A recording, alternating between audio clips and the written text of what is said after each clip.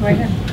And this is actually more of my annual exercise in tilting and windmills. But the best way we could avoid the summer slide would be to move from the 19th century agrarian model of not having school in summer to align ourselves with the rest of the industrialized world and actually have classes throughout the summer.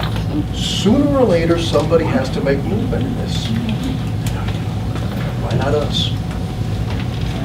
Why not? I'm serious. You know, I know that. It is really ridiculous, and it's actually hurting our kids.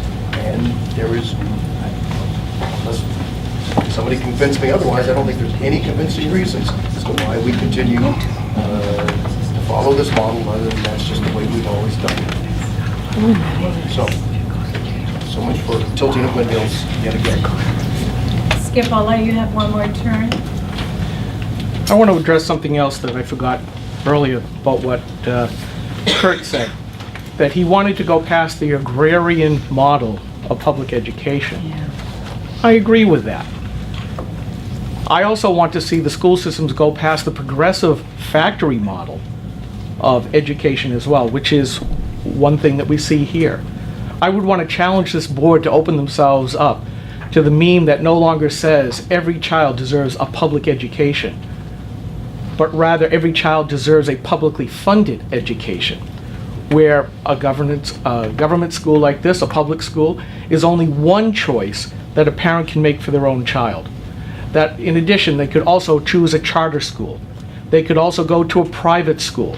They could also go to an online school, and they could be homeschooled. But yet the tax money that the parents are paying to educate their children would follow the child and not follow a building or a zip code.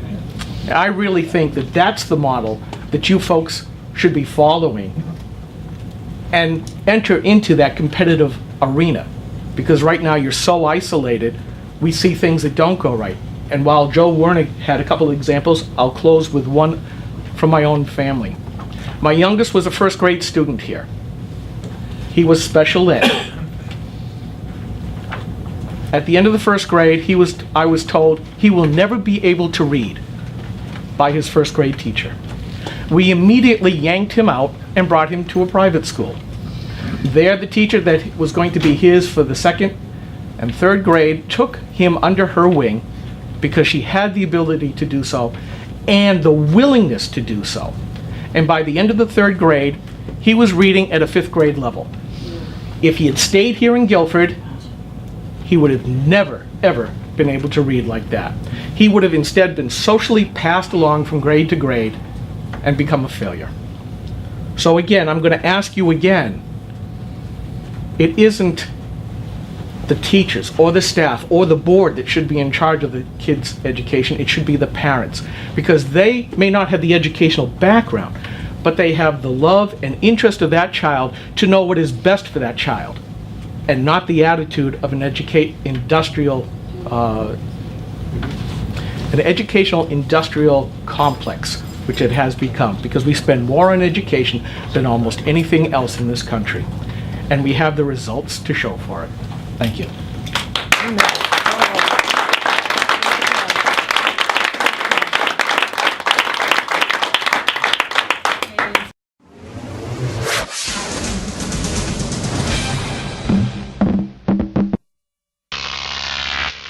Grok TV.